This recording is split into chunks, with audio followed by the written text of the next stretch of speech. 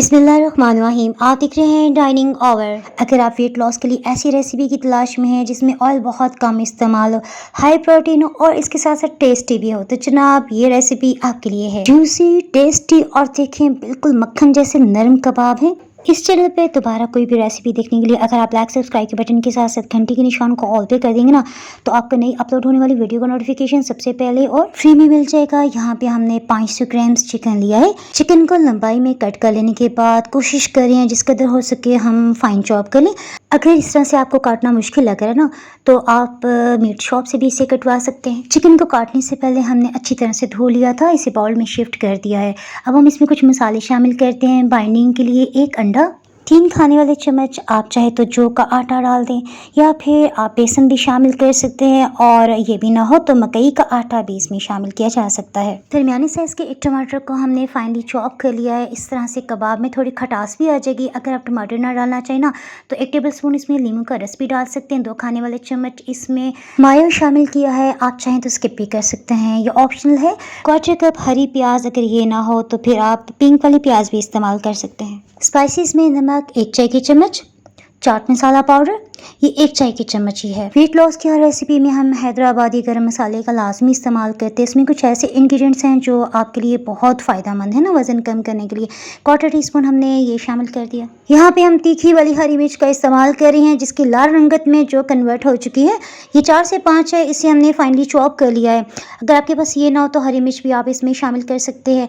इसी तरह अगर आपको ये मुश्किल लग रहा है तो आप इसमें ना 1 चाय की चम्मच लाल मिर्च पाउडर भी डाल सकते हैं। रूटीन में जो हम हांडी में इस्तेमाल करते हैं ना, वही रेड चिली पाउडर। यहाँ पे मोज़रेला चीज़ या फिर चेडर चीज़ जो भी हो, इससे आपको अज़ाफ़ी ग़िज़ाइयत भी मिल जाएगी। इसे अच्छी तरह से मिक्स कर लेते हैं।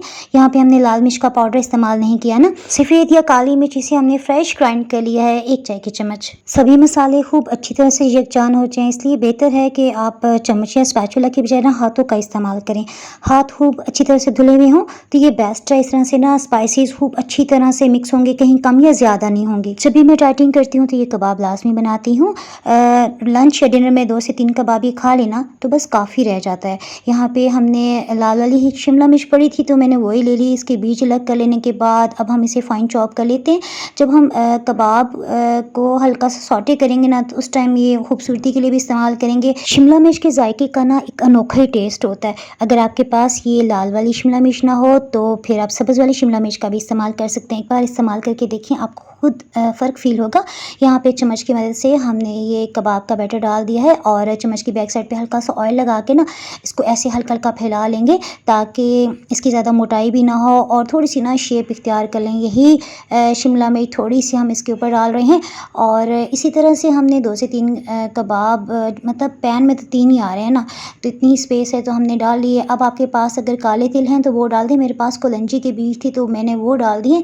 अच्छा, शिमला मिर्च डाल लेने के बाद ना हल्का सा स्पैचुला की मदद से आप इसे प्रेस करेंगे ना तो इसके साथ चिपक जाएगा। या हीट को हमने बिल्कुल लो रखा हुआ है और इन्हें अच्छी तरह से गलाने के लिए ढक्कन से कवर कर देते हैं। हीट भी मैंने आपको दिखा दी है। जिस तरह से चावलों को दम देते हीट रखी जाती है ना, बिल्कुल इतनी हमने हीट रखी हुई है। 10 मिनट के बाद इसकी हम साइड को चेंज कर रहे हैं और जो ढक्कन से कवर किया ना, तो इसकी स्टीम अंदर ही है और ये खूब अच्छी तरह से अंदर तक गल जाएंगे और हल्का सा भी आपको ना कच्चा फील नहीं होगा। ये भी नहीं आपको फील होगा कि हमने डीप फ्राई नहीं किया। तो में याद रखें। Thanks for watching.